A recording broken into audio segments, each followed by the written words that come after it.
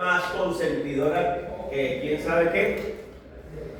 Con cariño lo llamaba Fritz, el pequeño Fritz. Y la verdad, hoy día, 100 y tantos años después, el Fritz Perls sigue siendo Fritz. No se le conoce como Friedrich, no se le conoce como Salomón. Todo el mundo en la literatura científica refiere a Perls como Fritz. Ojo con este dato, porque también es un dato que hemos venido como descubriendo en la mayoría de los autores. También tenía ascendencia judía, lo que significó literalmente que fuera perseguido en algún momento de su vida y tuvo que emigrar. Le tocó irse, por ejemplo, para Holanda en algún momento cuando los alemanes empezaron a rebuscar árboles genealógicos de la gente y a descubrir que habían personas que, aunque habían nacido en Alemania, tenían ascendencia judía. Esas personas empezaron a ser perseguidas. Pues a Fritz Perls le pasó algo similar a lo que le sucede a los venezolanos hoy día también. Ahorita se van a dar cuenta de eso. Era el menor de 3 hijos que tuvo una pareja. Sin embargo, él era el único varón, el menor y único varón. Imagínense cómo era esa dinámica. ¿Cómo se imagina esa dinámica? La mamá lo consentía. Una mamá consentidora, literalmente lo que nosotros decimos aquí en la costa, el pechichón. Imagínense, habían nacido 2 niñas y nace este man. ¿Cómo fue que me dijo una estudiante en estos días? La bendición de Dios. Llegó la bendición de Dios a la casa, porque había nacido Fritz Perls, un varón en medio de las mujeres. Sus hermanas se llamaban Elsa y Grete. La mamá era una mamá, la verdad, muy cercana a Fritz Perls, muy consentidora de Fritz Perls, con un aire de artista, la mamá, una persona muy poeta. Le gustaba el arte, le gustaba la música, le gustaba el teatro, y este tema del teatro se lo inculcó a Fritz Perls de tal manera que Fritz Perls y sus teorías incluyen el teatro como parte de herramientas metodológicas y herramientas terapéuticas. Muy parecido también a lo sucedido con Maslow, no fue al sepelio del papá. Guardó un resentimiento ahí unos cuantos años, pero no fue al sepelio del papá. Se cree que el papá era una persona muy autoritaria, una persona que tenía problemas también de abuso de alcohol. Y bueno, la relación que él tuvo con su padre no fue la mejor, y sobre todo porque pues la mamá estaba en el medio de toda esa situación, ¿no? Una mamá que consentía, una mamá que protegía, y que ante el varón de la casa, el hijo varón, pues ante las demandas sociales o ese imaginario social que podía tener el papá hacia él, no le tocó estar como en el medio de ese triángulo, en medio de esa situación, y Fritz Perls desarrolló mucho rencor hacia su papá. Fue un alumno brillante, fue una persona, yo no diría inteligente, porque el concepto de inteligencia sabemos que es un concepto muy amplio, ¿no? Muy ambiguo. Bueno, ambiguo no en el entendido de que hay más de 11 explicaciones de lo que es la inteligencia. Pero sí fue una persona muy capaz, o sea, resolutivo, muy buenas calificaciones, crítico, o sea, un tipo muy interesante, pero tenía problemas serios de conducta, a tal punto que lo expulsaron del colegio cuando tenía 12 más 1. Lo expulsaron del colegio, y cuando lo expulsan del colegio, los papás, para tratar de alienarlo y alinearlo, lo meten en un colegio cristiano, ¿sí? Un colegio con concepción cristiana, digámoslo así. Y eso en parte le sirvió a Fritz Perls para darse cuenta del sentido de lo humano, de la importancia del ser humano en el mundo, pues, en lo existente. Era un colegio con una visión muy humana de primero el ser humano, luego las notas, el centro del estudio es el estudiante, no es el currículo, no es el colegio, no son los profesores. sino el estudiante como tal. En ese momento, pues, empieza ahí en ese colegio, tiene mucha cercanía con el arte, con el teatro, una vocación que le inculcó la mamá, pero que él empezó a desarrollar desde muy joven, desde muy niño.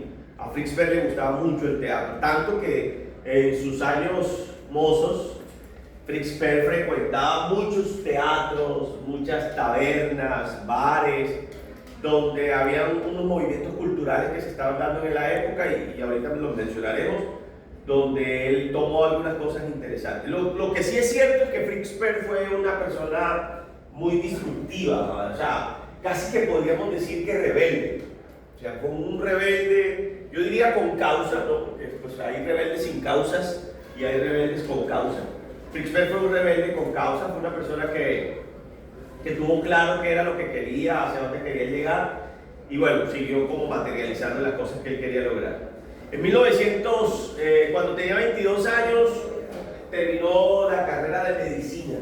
Fue médico, o es médico, fue médico, y estando estudiando medicina, no sé si en la Andina, en la UDE o en la UPC, o en la UPC, que ya ve medicina, el tipo se dio cuenta que tenía un problema cardíaco, tenía una afección cardíaca. Quiso prestar el servicio militar, le hicieron el examen médico, físico, y le dijeron: no, hermano, usted tiene un problema cardíaco, usted está que se lo vaya a morir aquí, así que nada, usted no puede prestar el servicio militar. Sin embargo, el deseo de Fritz Perl en esta época, que estaba en un contexto alemán, el contexto de la guerra de Israel, Alemania y todo este cuento, quiso vivir la experiencia y se fue de voluntario como médico a prestar servicios de voluntariado en la guerra, en este primer episodio de guerra, que es la guerra de Israel contra los nazis. O sea, él vivió, también podríamos decir como Víctor Frank, que va a ser uno de los autores que veamos, que vivió también muy de cerca ese tema del holocausto, nazi y todo eso. Pero él no participó en la Primera Guerra Mundial, donde todavía no había ocurrido el holocausto. Después, él tiene dos momentos. Exacto. Cuando está en la Primera Guerra Mundial, está ya era psiquiatra y se va como médico psiquiatra. Aquí solamente se va como médico. Tú participó en las dos. Participa en las dos. En las dos fue voluntario. Es más, en la segunda, dato histórico, es cuando empieza a perder su hogar. Aquí estaba soltero. Solterito y a la orden. Bien, ahí pues hay una frase célebre de él, dice: la vida es la agonía de los fosos, el horror de vivir y el horror de morir. ¿Cuál de las dos cosas era más terrible? ¿Si vivir o morir?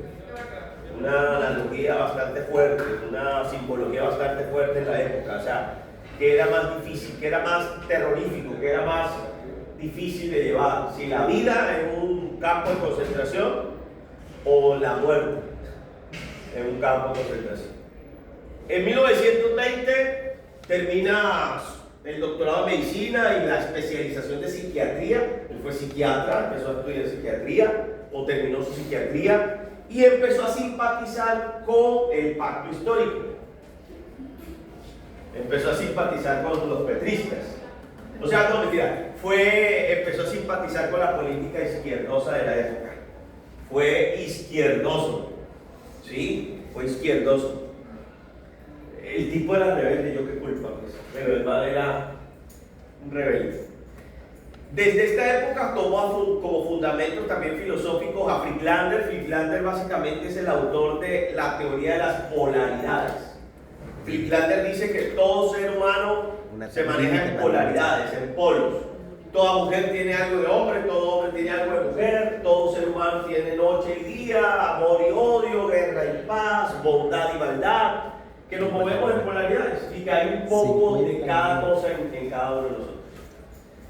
Es una alegoría bastante interesante, es el famoso logo del yin yang, que muestra el equilibrio entre el negro, el blanco, entre todos estos polos en los que nos movemos nosotros. Pues Friedlander manejaba eso y Fritz Perl toma también como parte de esa filosofía y empieza a adoptarla en su teoría, en su estilo de vida, y eso pues cobra relevancia también.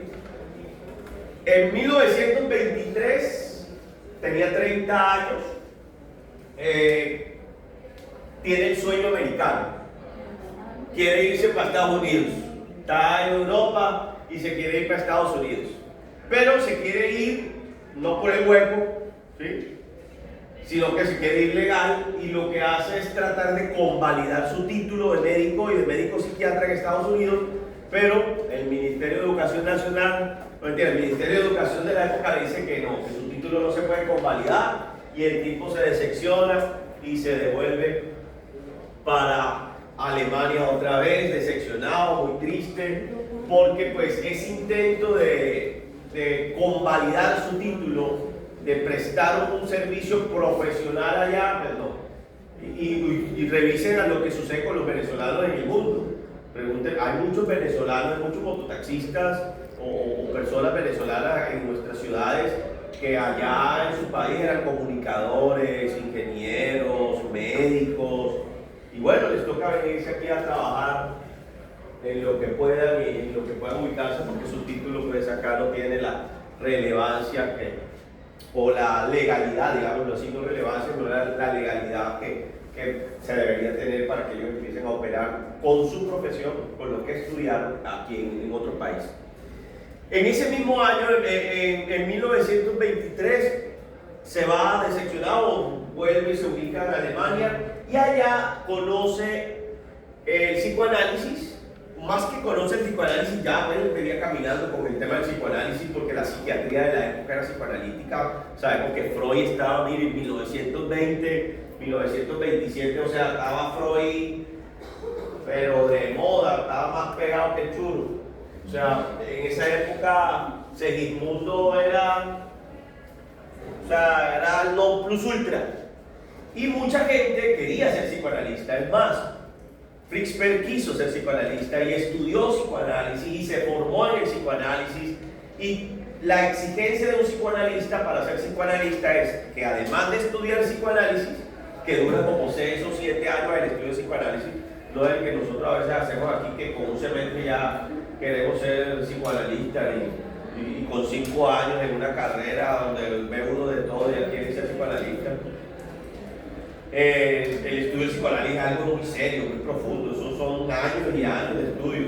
Y además de ser estudioso del psicoanálisis, uno debe estar bajo análisis, bajo procesos de análisis, es decir, bajo un psicoanalista ya certificado. Pues yo no sé por qué, pero los humanistas tienen eso. La primera o el primer terapeuta psicoanalista de Fritz Perls fue nada más y nada menos que Karen Horney, otra rebelde. Yo no imagínense dos rebeldes hablando. Mi abuela decía que los burros se buscan para casa, y eso es una realidad. O sea, Karen Horney, ¿quién fue Karen Horney? La mujer que le cantó la tabla a Segismundo y le dijo: ¿cómo así, hermano? Usted está diciendo que nosotros que tenemos envidia del pene, que nosotros tenemos complejo de castración, que nosotros envidiamos el pene del hombre porque a nosotros nos lo quitaron, nos dejaron uno pequeñito, y ese tema de la histeria, ¿sí? La histeria, creo que ustedes lo saben, los primeros estudios de la histeria, o la histeria, el estudio de la histeria que fue hecho por Freud, fue dirigido netamente hacia mujeres. Porque la palabra histeria viene de histerus, ¿cierto? Que significa útero.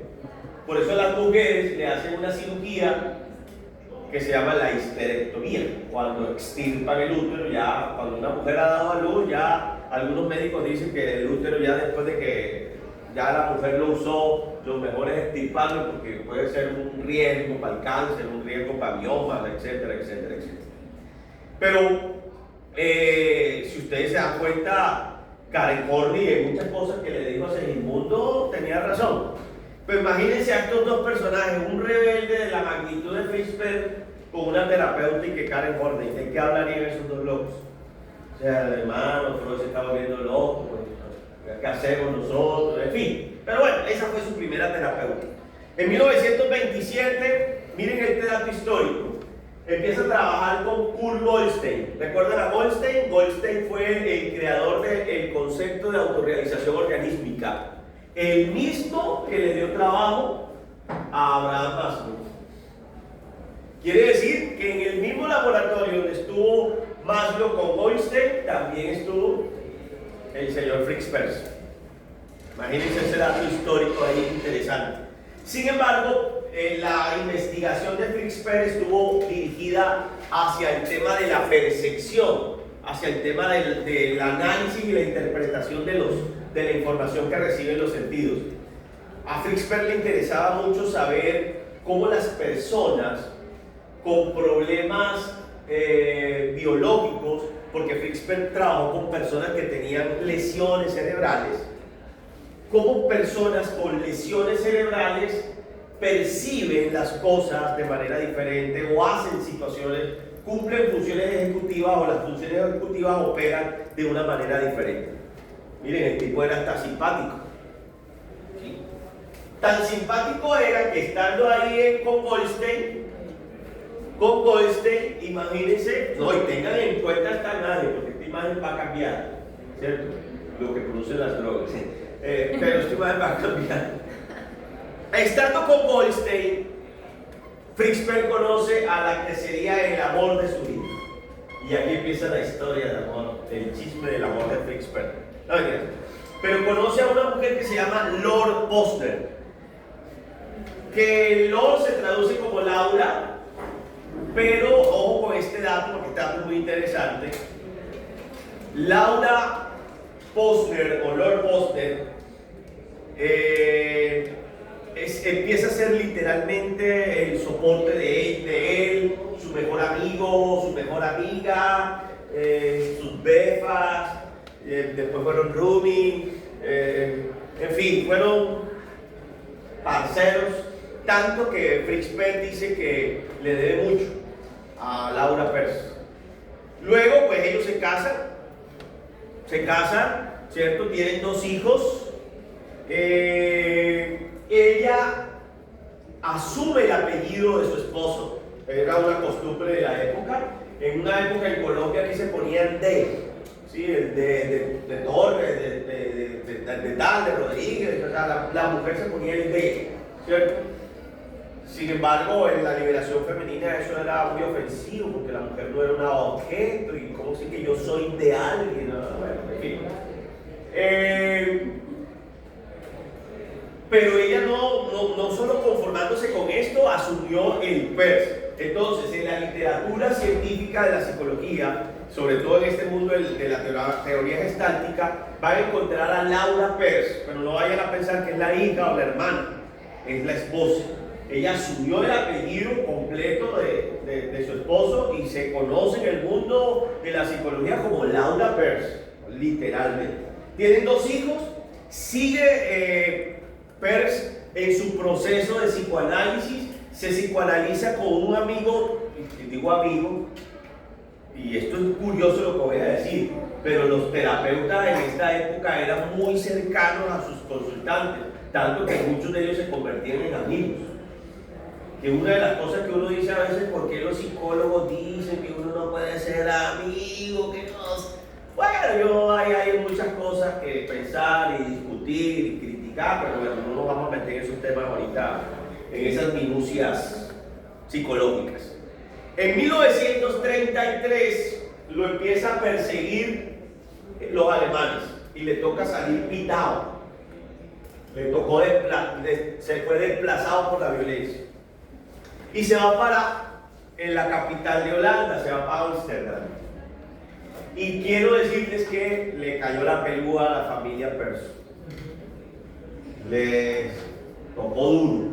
Perls dice en su biografía que es una época que él no quisiera volver a repetir y que si tuviera la posibilidad de borrar algo de su vida, borraría ese momento en que estuvo en Holanda, que estuvo en Ámsterdam. Le fue muy duro.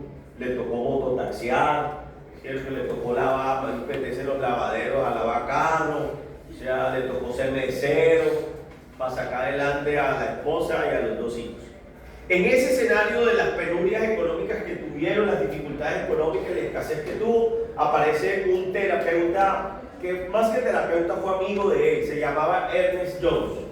John se encuentra con Peirce y le dice: Peirce, hermano, yo estoy preocupado por usted, está flaco, ¿cierto? Y mire, y su familia, y ¿qué hacemos? Peirce le dice: mire, yo tengo un amigo en Johannesburgo, en Sudáfrica.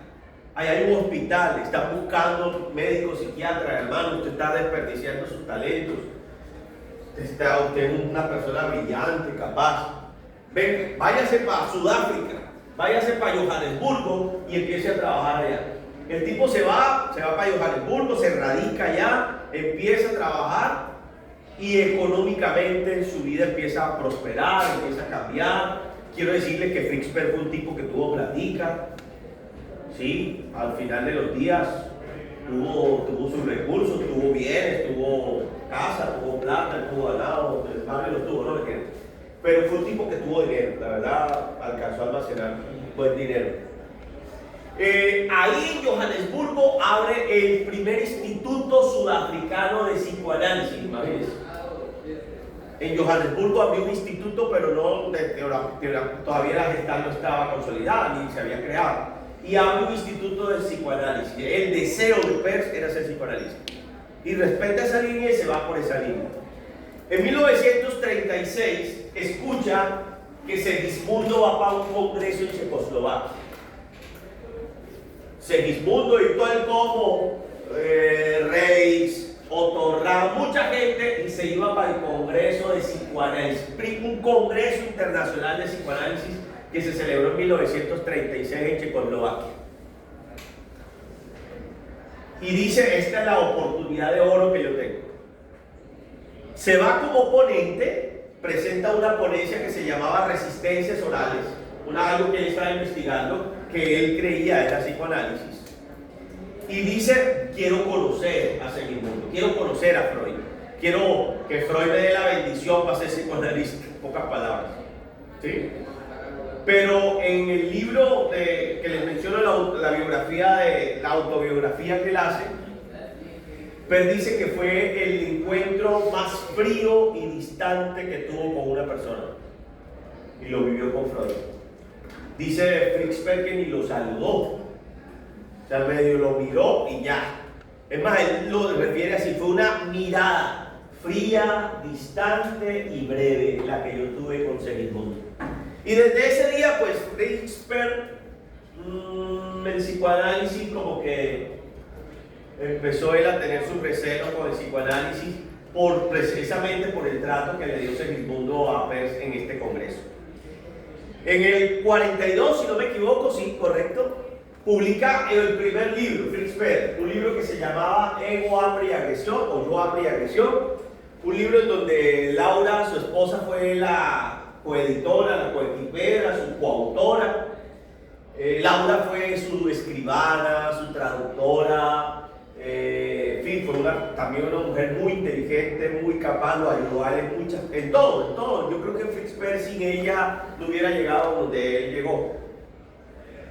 Sin embargo, ese libro, Ego, Hambre y Agresión, si usted lo revisa, lo puede revisar por ahí en la literatura científica, se van a dar cuenta que ese libro es puro psicoanálisis, pero por todos lados hay psicoanálisis, neurotis, no sé qué, el complejo de no sé qué, y el síndrome de no sé qué.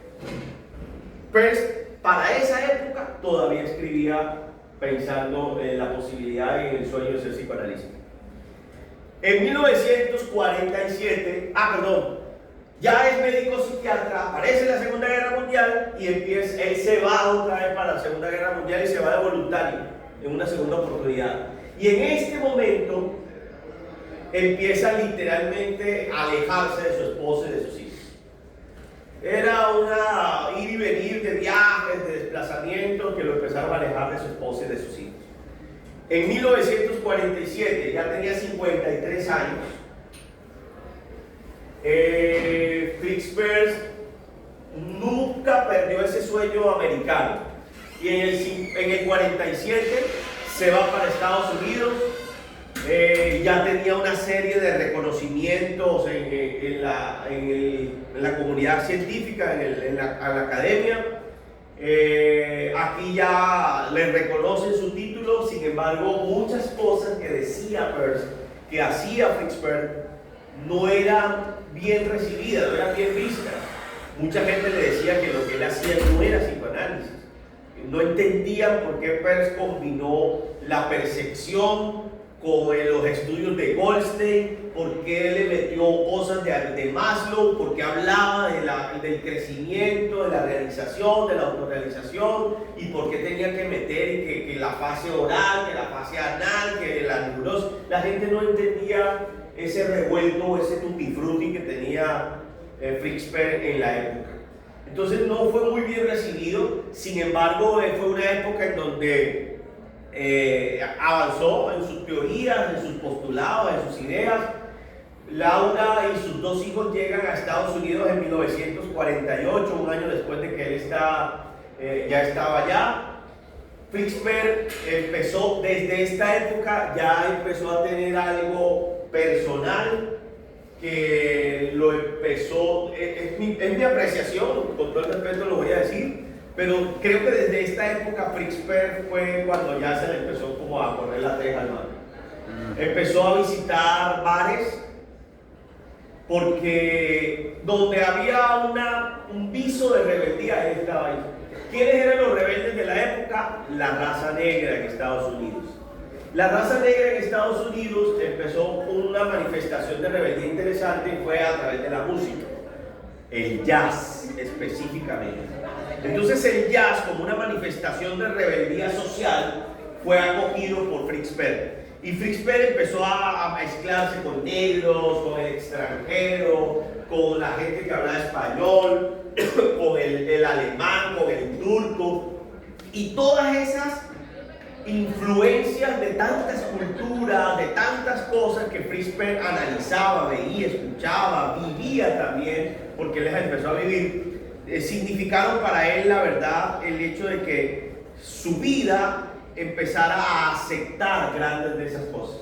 Entonces ya Fritzberg literalmente aceptó la marihuana como algo natural, ¿cierto? Empezó a aceptar el tema de hacer terapias de una manera diferente. ¿Por qué la terapia tenía que durar tanto en el psicoanálisis y la gente podía curarse de una manera rápida, por ejemplo? Y empezó con algunas ideas que, bueno, al principio no fueron tan ruidosas, pero que ya con el paso de los años empezaron a tener más fuerza y empezaron a causarle mucho malestar a él y a las personas que estaban a su lado. En 1950, él tiene un combo de amigos, bacano, así como ustedes cuando tienen un combo de amigos. El combo de amigos de Fritzberg se conoce en la literatura científica de la psicología como el combo de los 7, el grupo de los 7. Nada más y nada menos estaban personajes de la altura de Fritz y Laura Peirce, que eran dos pioneros, dos genios, o sea, dos tipos emprendedores que la vida los había golpeado de muchas formas, pero salieron adelante. Pero estaba Paul Goodman, Paul Weiss, Elliot Shapiro. Estos tres personajes fueron durísimos investigadores del tema social, de la psicología social, de la psicología del delito, de la psicología penitenciaria. Entonces ellos fueron de los pioneros en el mundo a hablar del tema de la psicología penitenciaria. Por ejemplo, Shapiro hizo unas investigaciones acerca de, él se preguntó si nosotros los seres humanos podíamos ser malos. Esa fue la pregunta inicial que se hizo Shapiro. Imagínense, ¿será que los seres humanos pueden ser malos? O sea, hablar de maldad y de bondad. Y hizo unos experimentos interesantes. Yo no sé si ustedes se acuerdan de un experimento en donde hay unas personas, una cámara de Gesell, detrás del vidrio, respondiendo unas preguntas, y acá de este lado está una persona que maneja el monitor, y si la persona responde mal, yo presiono un botón acá, dije hundo, pues ustedes me entendieron, presiono un botón acá y la otra persona recibe una descarga eléctrica por la respuesta mala, ¿cierto? Y estaba diseñado este experimento para ir subiendo el voltaje. Empezaba una corrientica hasta no sé cuántos voltios de descarga eléctrica. Shapiro hizo este experimento. La persona que estaba dentro del vidrio era un actor, y se trajo a las personas reales, digámoslo así, detrás del vidrio, o sea, que manejaran la consola y que presionaran el botón para infligir dolor o castigo en el otro. Oiga, y uno lo que menos se imagina es que las personas llevaban el dolor y el castigo hasta el máximo nivel de corriente cuando nosotros equivocábamos. O sea, ahí no había bondad, ahí no había intención de, sino, claro, los actores allá hacían como si se estuvieran muriendo cuando le descargaban el botón, ¿cierto? ¡Ah! Una cosa así, pero todo era actuado, pero era para revisar cómo actuaba, cómo se maneja una persona ante una situación donde se debería ser bueno, y el experimento fue tan fuerte que demostró que los seres humanos tenemos por innatismo una tendencia a hacer daño, a violentar al otro, a ir por encima del otro. Claro, había una consigna y era que si uno no presionaba ahí, entonces el daño se le devolvía a uno, ¿no? Esa era una de las consignas que tenía el experimento. O sea, si usted no presiona ese botón, el que va a estar allá detrás del vidrio es usted.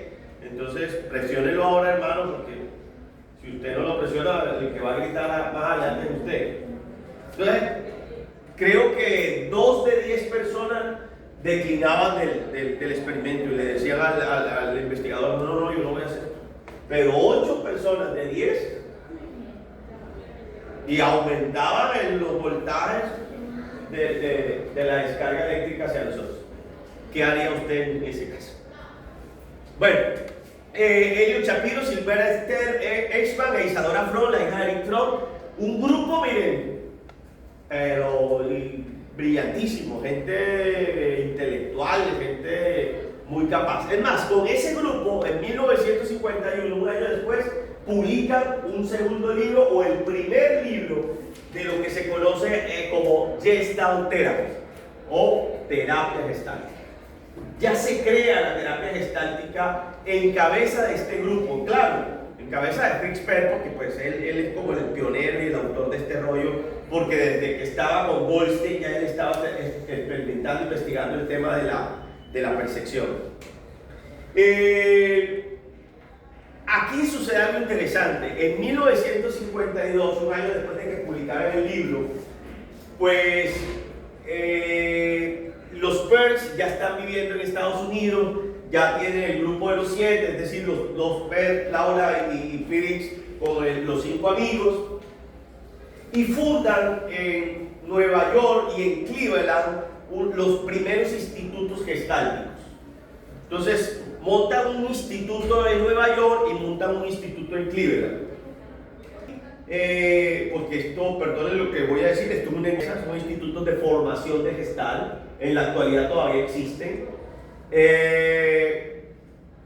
Perls se da cuenta de que Laura y él en un solo sitio no iban a hacer crecer a los 2 institutos de la misma manera. Entonces él le dice a Laura, quédate tú en Nueva York, yo me voy para aquí, ¿verdad? Desarrollamos los institutos de igual manera, o sea, con fuerza, con progresión, para que esto nos ponga a vivir, literalmente era eso.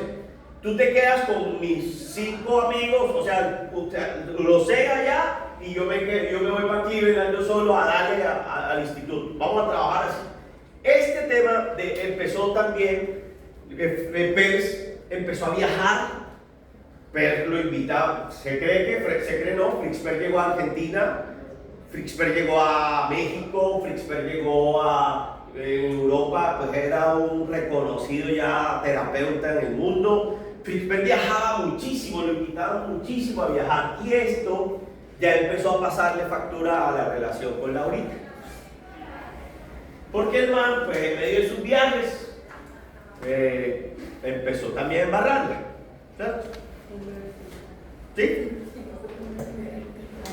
Y no solo eso, sino que Fritz, y no solamente con el tema personal, sino que Fritz Perls también empezó a tener problemas del plano académico y del plano ético.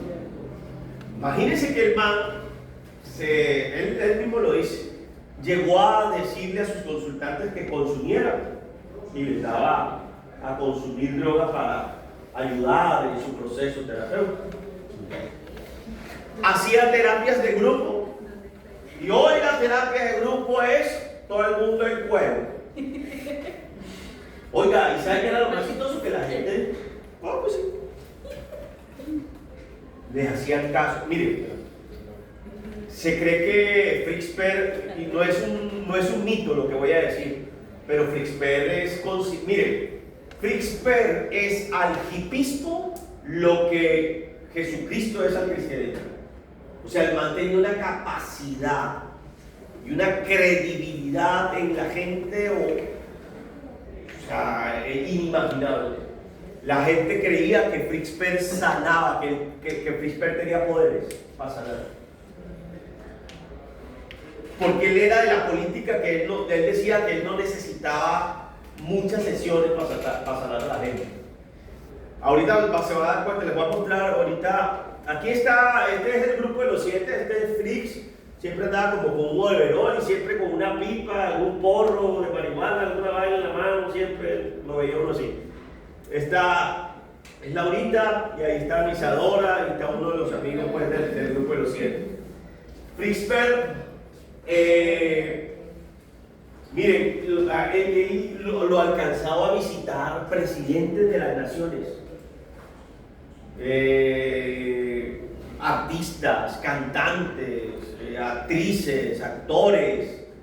O sea, el tipo se volvió, tuvo una casa campo, una casa retiro, que la volvió como un centro de convenciones, donde también había habitaciones, había tipo hotel, y la gente se metía un viernes, salía un domingo en la tarde o un lunes en la mañana, renovados, cambiados, sanos, curados, gente que consumía y Fritzper no trabajó con cualquier caso, ¿no? O sea, consumo de morfina, de heroína, gente con problemas de esquizofrenia, de paranoia, depresiones, o sea, y el man, y yo digo, literalmente era él, porque pues es más, yo no sé si ustedes han escuchado hablar de la programación neurolingüística, la PNL.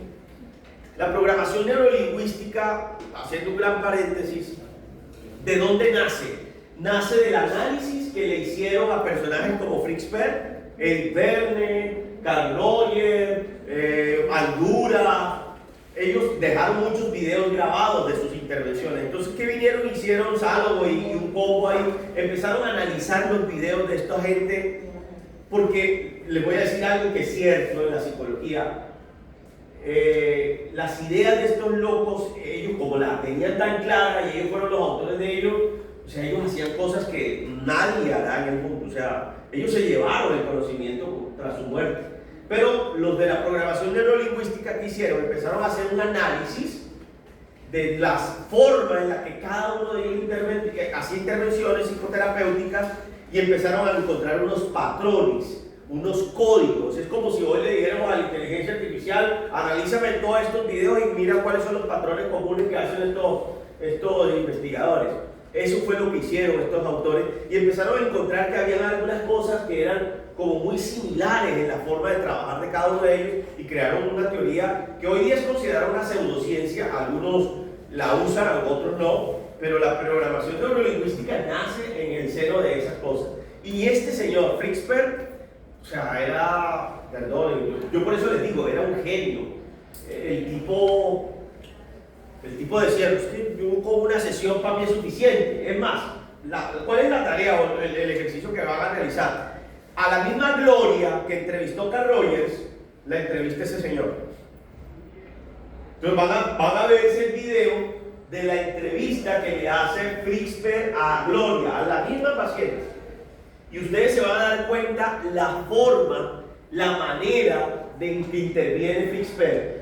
No es como Roger, que Roger le dice, ay, que usted es tan linda y tan bonita y tan especial, y usted me está viendo como su papá, pero yo no soy su papá. ¿Usted qué piensa acerca de la vida? O sea, y miren que el problema de Gloria, ¿cuál era? Que ella se sentía una bandida. Ese era el problema de ella. Mi hija me ha descubierto con 3 y 4 hombres y a mí ya me da pena eso. Ese es el problema que le está planteando Gloria a Carl Rogers. Y Roger es muy cariñoso, muy lindo y le hace todo lo que tiene que hacer desde su teoría. El ser irreal, el ser real, la congruencia, no sé qué. Actualízate, ¿cierto? Presiona tu F5 para que dejes de ser así, en fin. Pero este señor viene y la coge y no les voy a hacer les voy a hacer solo un spoiler del video. Y se le burla en la cara.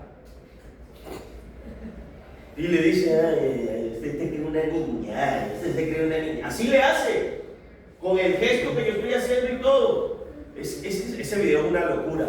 Los dos fuman, él saca un cigarrillo, y la vieja al ver que el otro fuma, usted saca un cigarrillo, yo también saco un cigarrillo. ¿Cierto? La vieja se emberraca, perdón la expresión costeña, la vieja se le emputa a Percy. Pero, bestia, saca así. Y entonces Percy le diga, esa es usted, esa era la que yo quería ver, no la vieja falsa que me vino aquí usted a mostrar. Esa es la que se le da rabia, la que, y la coge durante toda la sesión, miren, miren que Roger cómo termina su sesión diciendo, me faltó tiempo, yo quería experimentar, averiguar más cosas, yo quería preguntar tal y tal cosa, pero el tiempo no nos alcanzó. No, en una sesión la vuelve ropa de trabajo, que la otra sale como que, madre, ¿qué me hicieron, bro? O sea, el tipo es literalmente, y le empieza a analizar, ¿y usted por qué está moviendo la pierna? ¿Y usted por qué cuando yo le dije tal cosa cruzó los brazos? ¿Y usted por qué se limpia los ojos? ¿Y usted por qué se agarra el pelo? O sea, la vieja todo el tiempo está entre la espada y la pared, o sea, el tipo es, perdone, pero es un genio. De los genios que ha tenido la psicoterapia como tal, este señor Fritz Perls, la verdad. Bien, estos problemas que tuvo Fritz Perls, toda esa locura, toda esa vaina, indudablemente, pues para esta época, 1952, Fritz Perls se estaba volviendo hippie. Es más, él fue hippie. Ustedes lo van a ver con unas batas rosadas, largas y todo, el cabello largo, metiendo marihuana y paz y amor, sí, o sea, ese era Fritz Perls, no le miento, el tipo era un loco. Y fue, ojo, y lo digo con todo el respeto, fue lo que Jesucristo es al cristianismo, Fritz Perls lo fue para el hipismo. Y el hipismo, recuerden que así como el jazz, el hipismo también fue una manifestación social de rebeldía de los jóvenes de la época. ¿Quiénes eran los hippies?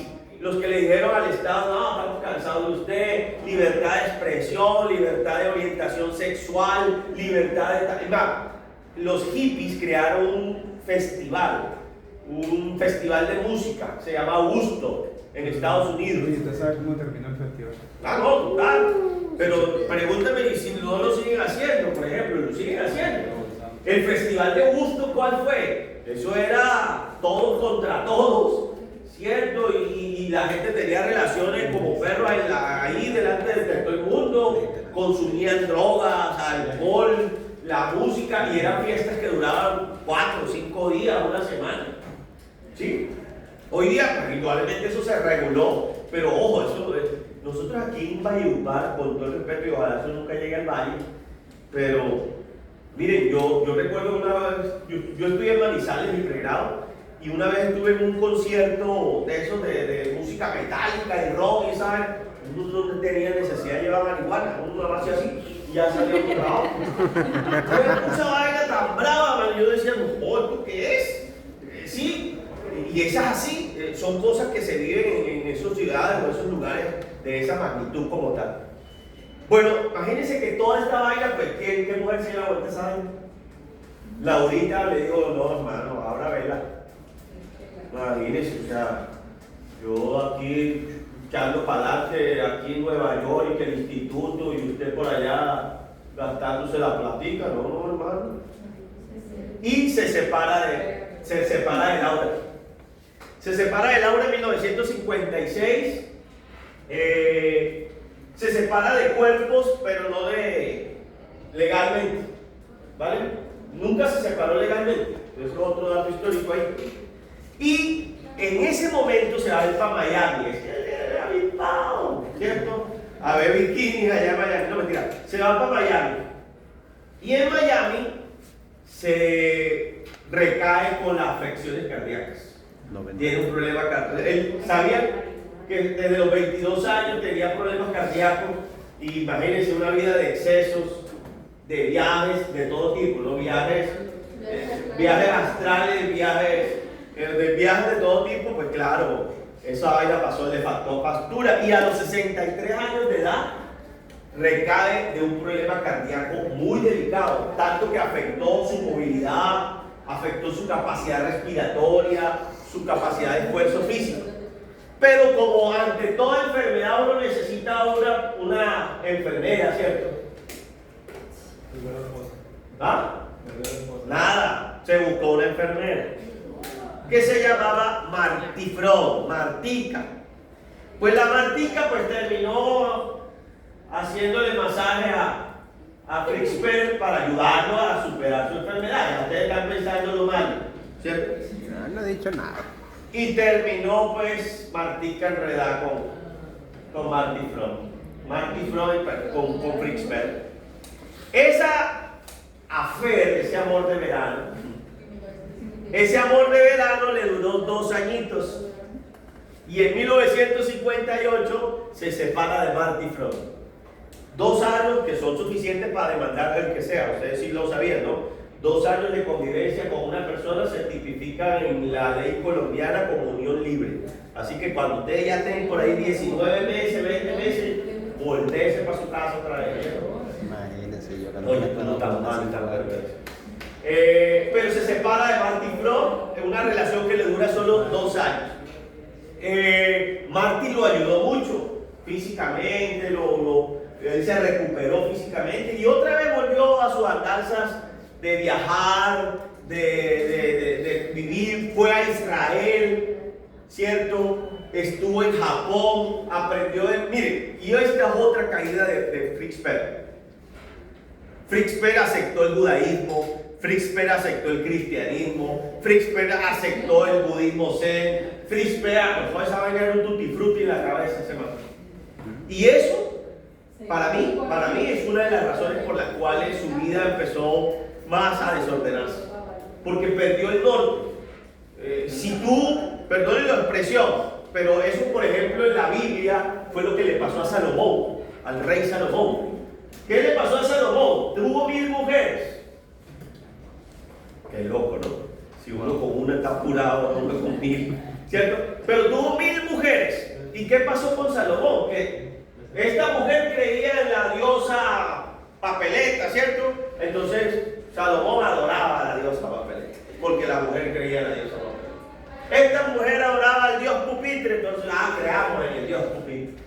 Y así el corazón de Salomón se convirtió en un desastre de idolatría que pues que a Dios en verdad empezó a desagradarle todo lo que Salomón. Y eso que era fue uno de los hombres más sabios que ha tenido el planeta Tierra, ¿no? En el 64 se compra una casa campo, hermano, bien bacana, bien chévere.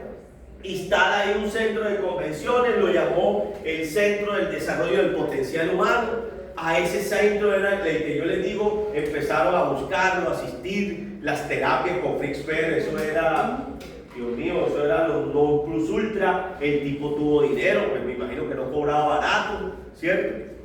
Pero el tipo era lo que te prometía hacer, pues lo hacía. ¿Qué hacía Fritzper? Pues ya sabemos muchas cosas que a veces son consideradas antiéticas y quizás hasta ilegales. Pero el tipo, si te prometía curarte, lo hacía y ese era lo que en esencia la gente estaba buscando, ¿no? Luego, Fritzper, ¿y por qué me fui para atrás? Ahí tú no pasa. Que yo estaba pasando era con mi apuntador.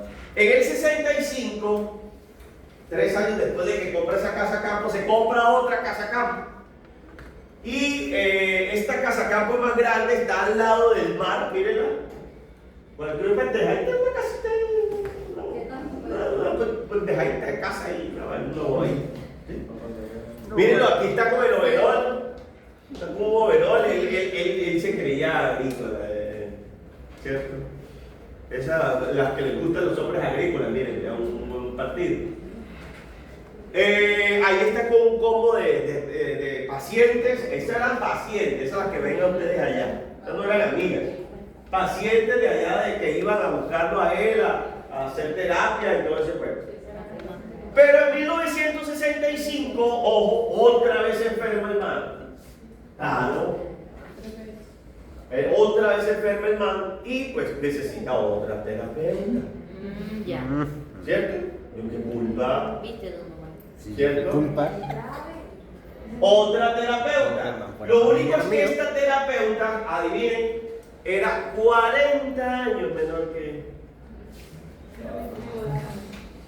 Pero pues, un sugar necesita un colágeno, ¿cierto? Entonces, pues, él no vio problema y estuvo con su terapeuta respiratoria, lo ayudaba a respirar, ¿cierto? Entonces, esa mujer se llamaba Ida Rolf, fue terapeuta respiratoria de este señor. En esa época se filmaron muchas películas, muchos videos de sus intervenciones, de las cosas que él hacía, sobre todo porque también él tenía la doble intención de saber qué era lo que estaba haciendo ese loco allá en un lugar que él llamó la Casa de Media Luna, la segunda casa campo, se llamó la Casa de Media Luna. Además, estaba construida, había una cabaña construida como una media luna, ahí donde hacían como los talleres y las actividades y todo ese rollo. Y usted dirá, ¿y el profe por qué sabe tanto chisme de ese man? Hay unos años que me ha tocado leer y chismosear de esta gente para contarle a ustedes los chismes, porque uno chismoso sí es, ¿cierto? Pues bueno, interesante porque ahora, en 1968, se cansa de salir, de dar terapia, y la verdad yo lo entiendo. Si uno yo llego a un momento de mi vida entre el 2020 y 2022, que fue época de pandemia, yo atendía 12 consultantes semanales. Eso para mí fue extenuante. Llegó un momento en verdad en donde yo dije, uy, yo no quiero nada de pacientes en mi vida. Uno, porque le gusta esta vaina. Y eso, hoy día, por ejemplo, yo no atiendo sino 3, 4 personas semanales. Y eso. Pero la verdad, muy, muy fuerte. Y yo entiendo cuando él decidió irse, se va de Salén, de la Casa de Media Luna, se va para Canadá. Otro ambiente, otro clima, ¿cierto? Y crea un instituto llamado el Instituto Gestáltico del Lago Cowichan en la isla de Vancouver. Lo maneja como un kibú, un modelo muy judío. En 1969 publica Gestalt Therapy Verbatim, o un libro que también es conocido en la traducción española como Sueños y Existencia, un libro que habla del análisis de sueños desde la terapia gestáltica. Que quiera ser terapeuta gestáltico pues tendrá que leer esos libros, un libro muy bacano. Nosotros no analizamos sueños como lo hacen los psicoanalistas. Nosotros analizamos sueños, digo nosotros, pues los humanistas analizamos sueños desde la teoría gestáltica, que nos parece muy bacana y muy chévere hacerlo. En diciembre se va para Europa a una conferencia, lo invitan a una conferencia a Europa. Eso era a lo que se dedicó últimamente. Pero llega de Europa, cuando llega a Estados Unidos, llega muy enfermo, llega muy mal. Lo hospitalizan. Laura lo va a visitar. Y adivinen. Además de que murió, es operado y muere, Fritzper muere tomando la mano de Laura Pérez. En Chicago. Me va a hacer llorar. Sí. Qué emotivo. Pues algunas dirán tan boba, de no sé qué, pero Sí. Laura literalmente murió, fue testigo del último suspiro. Esta es Ida Rolf, mire, esta es la chica de 40 años menor que él. Y muere el 14 de marzo de 1970. ¿Recuerdan el año? El mismo año en que muere Abraham Maslow. Qué casualidad. El mismo año en el que muere Maslow. Y no solo ahorita se van a dar cuenta, hay otros autores que también suceden lo mismo. 14 de marzo de 1970. En el año 1970 sucedieron cosas muy bonitas en la psicología humanista, en la psicología en general, porque, por ejemplo, la escuela de Palo Alto, California, es la escuela cognitiva conductual, se crea en el 70 también, por ejemplo. Algo pasó en 1970, histórica, no sé si fue algo revolucionario, tendríamos que revisar, algo espiritual, no sé. Pero el 70 tiene algo significativo. Y algunos autores creen que él muere de un cáncer de páncreas, es lo que en teoría dice unos textos. Otros textos, pues eso sí no lo iba a escribir Fritz Perls en la autobiografía, ¿cierto? Pero él pensaba que él iba a morir, era de un cáncer de pulmón, un cáncer de vías respiratorias o algo así por el estilo, por el exceso de tabaco, el exceso también de marihuana que tuvo este loco en la vida. Consumió pipa todo el tiempo, hasta el último día lo estaba consumiendo. Fue el pipero, la forma de la pipa. Ahí pues, ese era como una de los vicios, de las situaciones que él tenía. Miren, este libro que ustedes ven aquí, este es un libro, y así es la portada del libro, es una carta. Pero miren, es la imagen, este es él, y miren lo que tiene en la mano. Que no se entrega. ¿Ah? En la mano lo que tiene es un cacho, un polvo, y no conformándose con tenerlo en un solo lado, lo pone abajo también. Pero ese es él. Ese libro es el que yo les digo en la autobiografía, se llama Dentro y Fuera del Tarro de la Basura. Así se llama el libro, Dentro y Fuera del Tarro de la Basura. Un libro muy bacano, en verdad, bien chévere de leer, porque es la autobiografía de él. Ahí es donde él habla de su encuentro con Freud, de sus problemas con su papá, de que su mamá lo consentía mucho, de lo rebelde que fue, de cuando empezó a estudiar, cuando conoció a Laura. O sea, ahí habla de ese libro de cosas muy interesantes, muy chéveres que ustedes pueden revisar. Y ya, para terminar, pues este señor, les decía yo, miren lo que hacen las drogas. Esta es mi imagen para decirle a la gente no consumas. Pero, vuelvo e insisto, fue un gurú, fue un maestro. ¿Saben que un gurú es guía espiritual? Es un guía, es un maestro de ciertas comunidades, ¿no? Pues Fritz Perls es considerado un gurú en el hipismo. Es venerado, es admirado. Lo que él decía, que vivan aquí en el ahora, que solamente tenemos una vida, que hay que disfrutar la vida, que hay que experimentar, que hay que vivir, que no sé qué, paz, amor, toda esa cultura del hipismo. No, profe, pero así tampoco. ¿Ah? Pero así tampoco. Toda esa cultura del hipismo fue reforzada por las teorías de este señor llamado Fritz Perls. Hablar de la terapia gestáltica, ahí como para hacer un cierre y un cierre reflexivo ya de este cuento. La verdad, yo tengo una queja en contra de todos los programas de psicología de la ciudad. Y es que la mayoría de los programas de psicología de aquí de Valledupar y hasta de otros programas nacionales no incluyen terapia humanista en sus planes de estudio. Usted ve intervención cognitivo-conductual, cómo hacer terapias cognitivos-conductuales, cómo hacer terapia psicoanalista, algunos, ¿cierto? Pero son contados los programas de psicología que abren una materia exclusivamente para enseñar terapia humanista.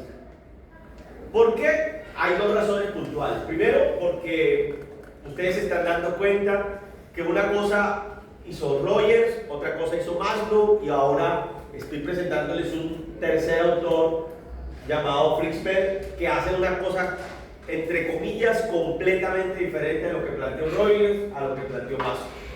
Sin embargo, todas estas tres teorías y todas las que vamos a ver en el semestre pertenecen a una sola escuela, que es el humanismo. Y una de las grandes críticas que tiene la psicología humanista o la terapia humanista es precisamente eso, la diferencia de los autores. Usted ve que en el psicoanálisis todo el mundo respeta a Freud, que hasta le ponen velas y tratan de seguir lo que Freud dictaba y decía, y por muy post-psicoanalista o neo-psicoanalista que sea, por ejemplo Lacan, que es uno de los más contemporáneos, uno ve que Lacan retoma a Freud, porque Freud es su papá, o sea, y Freud fue el que le dio línea a esa escuela y hay que irse a esa escuela. El que quiera hacer psicoanálisis pues tiene que estudiar a Freud sí o sí y siempre sí, no hay de otra. En el conductismo ni se diga, Watson, Bandura, Skinner, esos eran los papás de todo el mundo. Así vengan aquí que mindfulness, terapia de aceptación y compromiso, que me encuentro chico ahí, yo no sé de dónde salió, que las terapias de tercera y cuarta generación, etcétera, ¿sí? Tienen un asidero, tienen un génesis, tienen un norte. Pero aquí en humanismo, lo único que nosotros tenemos claro son dos cosas. Y es que para que una teoría sea considerada humanista, además de promover el desarrollo y el crecimiento humano, debe guardar los dos fundamentos epistemológicos, que son el existencialismo y la fenomenología. Si conserva una visión existencial y si conserva una visión fenomenológica, puede ser aceptada por la psicología humanista. Ahora bien, la terapia gestáltica o la teoría gestáltica, yo tratar de resumírsela a ustedes en una clase o en un semestre, quiero decirles que esto no es lo gestáltico es algo muy grande. Hablar de gestal con un tema de la percepción y luego tratar de implementarla o adaptarla a un lenguaje psicológico es algo bien profundo de comprender. Pero voy a cerrar con una idea y decirles que esto es una gestal, esta bonita, este aro, esto es una gestal. ¿Qué es una gestal? Una gestal es algo total, algo que no se ha roto, algo que está completo. Cuando uno habla de gestal, habla de completitud, de totalidad, ¿vale? La vida, su vida, mi vida, la de cada uno de nosotros, la vida del ser humano, está compuesta de millones de gestales. ¿Qué es entonces una gestal? A la luz de lo que estoy explicando, es una experiencia personal. Cada uno de nosotros tenemos centenares, miles o millones de experiencias personales. Entonces, como hay esta gestal, pues a esta gestal se le suma otra, ¿cierto? Se le suma otra gestal. Y así sucesivamente se va a formar, ¿qué? Una cadena gestáltica. Lo que nosotros llamamos la cadena de la vida, la cadena gestáltica de la vida. Es posible que en alguna de estas gestales haya un roto, o esté falsa, o esté mal pegada, o esté muy endeble. Cuando aparece un problema, ¿qué pasa? La vida hace esto. Cuando aparece un problema, la muerte de un ser querido, la tusa de un cierto, del que me quiso y no me quiso, el tóxico que yo quería, de la tóxica que yo quería, ¿cierto? Cuando la vida me prueba, cuando la vida envía un problema, hace esto, jala la cuerda de la vida, ¿vale? Por eso entonces, si una de esas gestales está mal cerrada, está mal realizada, no está totalizada, no está llena, no está fuerte, cuando la vida lo jale a usted, se rompe. Y entonces usted escucha frases de sus consultantes como: se me rompió la vida, se me partió la vida en dos, siento que me estoy quebrando. Son las frases típicas de una persona que uno quisiera analizar desde la terapia gestáltica, porque la vida se rompe, la vida se parte. Entonces, yo he creído, y es lo que yo he explicado cuando hablo de terapia gestáltica, los terapeutas gestálticos, es decir, los que decidimos irnos por las teorías de Fixper, somos soldadores de gestales. Porque lo que uno tendría que hacer es ¿qué? buscar cuál es esa gestal que está endeble, que no está soldada, que está flaca, que está muy frágil, y colocarle soldadura para que cuando la vida vuelva a jalar, esté sólida.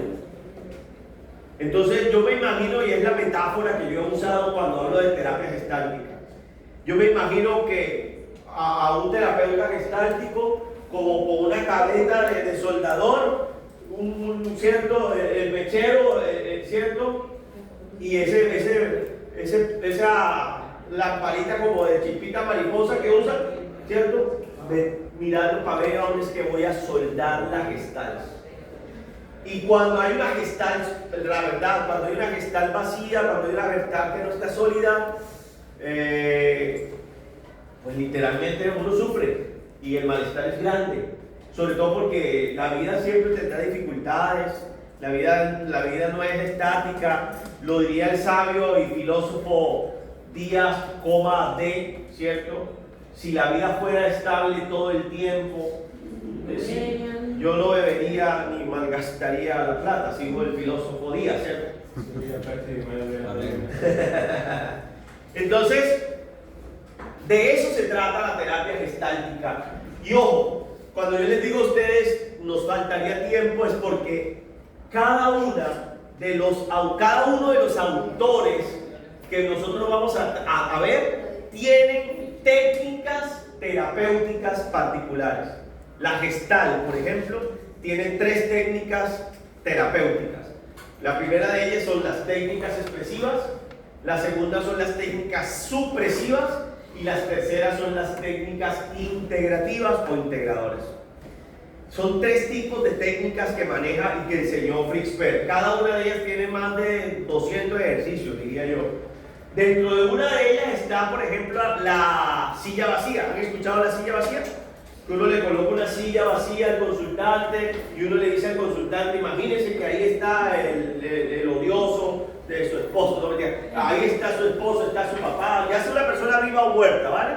Y uno la coloca en la silla vacía y uno le pide a la persona, exprésele lo que usted siente a esa persona que usted está viendo en la silla vacía.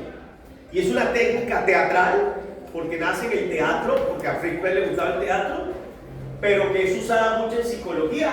Entonces a mí me sorprende porque cognitivos conductuales, psicoanalistas, todo el mundo usa la silla vacía, cuando literalmente es la creación de este señor. Y así hay muchas más técnicas. Dentro de las técnicas expresivas sabemos que cuando no lloran tus ojos, llorará tu cuerpo. Entonces a la gente hay que dejar de expresar, y no todo el mundo llora, no todo el mundo habla. Entonces hay otras formas para expresar: el arte, la música, la escritura, ¿cierto? Pueden ser herramientas para que las personas puedan expresar y puedan sanar y puedan resolver esas gestales que están abiertas y que todavía no se han podido sanar. Entonces yo les envío el ejercicio de